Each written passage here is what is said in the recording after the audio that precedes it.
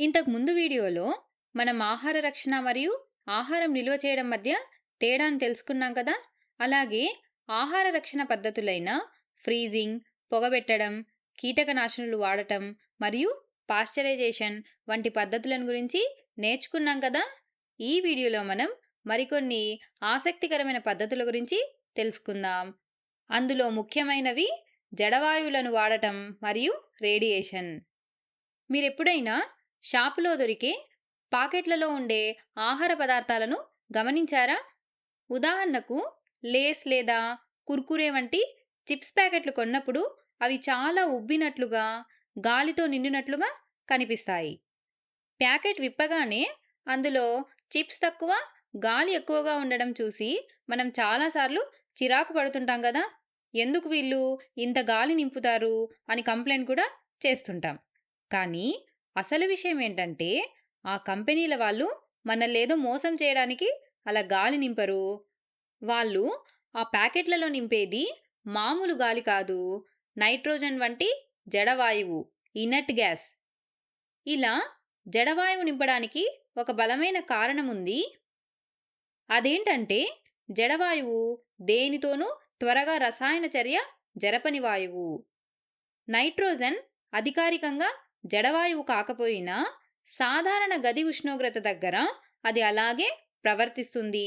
పైగా దానికి రంగు, రుచి, వాసన ఉండవు. అయితే ఇప్పుడు మీకొక డౌట్ వచ్చిందా?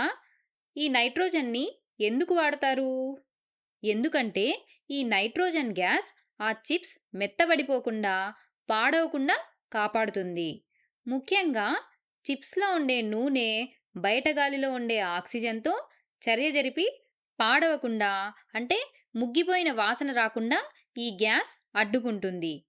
కాబట్టి జడవాయువు వాడటం అనేది ఆహారాన్ని ఎక్కువ కాలం తాజాగా ఉంచడానికి వాడే ఒక తెలివైన ఆహార రక్షణ పద్ధతి అన్నమాట. కాబట్టి నెక్స్ట్ టైం మీరు చిప్స్ ప్యాకెట్‌లో గాలి ఉన్నప్పుడు కంప్లెయింట్ చేయకండి.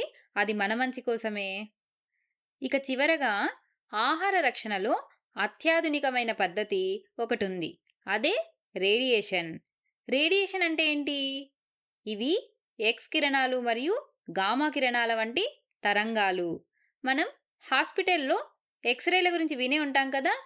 అవే రకమైన తరంగాలను ఆహార రక్షణలో కూడా వాడతారు. ఇది ఎలా పనిచేస్తుందంటే, ఈ రేడియేషన్ ఆహారంలో ఉండే సూక్ష్మజీవులను, కీటకాలను, ఇంకా పురుగులను చంపేస్తుంది. అంతేకాకుండా ఇది కొన్ని పండ్లు, కూరగాయల నిల్వ ఉండే కాలాన్ని కూడా పెంచుతుంది. ఉదాహరణకు పండ్ల విషయంలో అవి త్వరగా పండిపోకుండా చేస్తుంది. అప్పుడవి ఎక్కువ రోజులు నిల్వ ఉంటాయి. అదేవిధంగా ఉల్లిపాయలు, బంగాళాదుంపల వంటి వాటికి త్వరగా మొలకలు రాకుండా కూడా అడ్డుకుంటుంది. దీనివల్ల మనం వాటిని ఎక్కువ కాలం వాడుకోవచ్చు. చూసారా? టెక్నాలజీని వాడి ఆహారాన్ని ఎంత జాగ్రత్తగా ఉంచొచ్చో చెప్పడానికి ఇది ఒక బెస్ట్ ఎగ్జాంపుల్. ఇప్పుడు మనం ఆహారం నిల్వ చేసే పద్ధతులు, మెథడ్స్ ఆఫ్ ఫుడ్ ప్రిజర్వేషన్ గురించి తెలుసుకుందాం. ఆహార రక్షణ అంటే బయట నుంచి వచ్చే కీటకాలు, చీడల నుండి కాపాడడం. అయితే ఆహారం నిల్వ చేయడం, ప్రిజర్వేషన్ అంటే ఆహారం లోపలి నుంచి కుళ్ళిపోకుండా లేదా చెడిపోకుండా కాపాడటం. దీనిలో మొదటి రకం సహజమైన నిల్వ చేసే పదార్థాలు, న్యాచురల్ ప్రిజర్వేటివ్స్. చూడండి, ఇవన్నీ కూడా మనం రోజు ఇంట్లో చూసేవే కదా. ముఖ్యంగా వీటిని పచ్చళ్ళు మరియు పండ్లు నిల్వ చేయడానికి ఉపయోగిస్తాము. పచ్చళ్ళు నిల్వ చేయడానికి ఉప్పు, కారం, నూనె మరియు పసుపు పొడిని ఉపయోగిస్తారు. మనం పచ్చళ్ళు పెట్టినప్పుడు అందులో జాడి నిండా నూనె మరియు ఉప్పు ఎందుకు వేస్తాం? ఆ పచ్చడి పాడవకుండా ఉండడానికే కదా. అదేవిధంగా పండ్లను నిల్వ చేయడానికి చక్కెర పాకం లేదా తేనెను వాడుతారు. వీటిని పండ్ల రసాలుగా లేదా జామ్లుగా మార్చి నిల్వ చేస్తారు. రెండవ రకం కృత్రిమ నిల్వ చేసే పదార్థాలు, కెమికల్ ప్రిజర్వేటివ్స్. మీరెప్పుడైనా షాప్‌లో ఫ్రూట్ జ్యూస్ ప్యాకెట్ కొన్నప్పుడు దాని వెనుక ఈ విధంగా ఉన్న లేబుల్‌ని గమనించారా? అందులో కొన్ని రసాయనాల పేర్లుంటాయి. అవి ఆర్టిఫిషియల్ ప్రిజర్వేటివ్స్. ఇవి ఆహారాన్ని ఎక్కువ కాలం నిల్వ ఉంచుతాయి. బ్యాక్టీరియా వల్ల ఆహారం లోపలి నుండి కుళ్ళిపోకుండా ఇవి అడ్డుకుంటాయి. వీటికి ఉదాహరణలు ఎసిటిక్ యాసిడ్ అంటే నిమ్మ ఉప్పు లేదా వెనిగర్, సిట్రిక్ యాసిడ్, అలాగే సోడియం బెంజోయేట్, నైట్రేట్ మరియు నైట్రైట్ లవణాలు. ఈ పేర్లు వినడానికి కొంచెం కష్టంగా ఉన్నాయి కదా! ప్రస్తుతానికి ఇవి ఆహారాన్ని కాపాడే పదార్థాలని గుర్తుపెట్టుకోండి. వీటి గురించి మీరు ముందు ముందు వీడియోల్లో తెలుసుకుంటారు. చివరగా ఒక చిన్న పని చేద్దాం.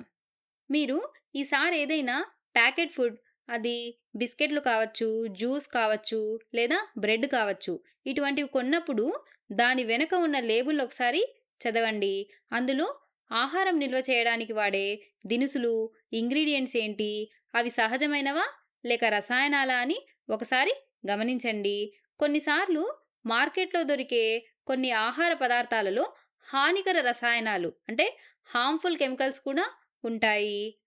అలాగే ఆ ఆహారాన్ని ఎప్పుడు తయారు చేశారు, అది ఎప్పటిదాకా వాడుకోవచ్చు అనేటివి కూడా చూడండి. ఎందుకంటే కాలం చెల్లిన ఆహార పదార్థాలు తినడం మన ఆరోగ్యానికి హాని చేస్తుంది కదా!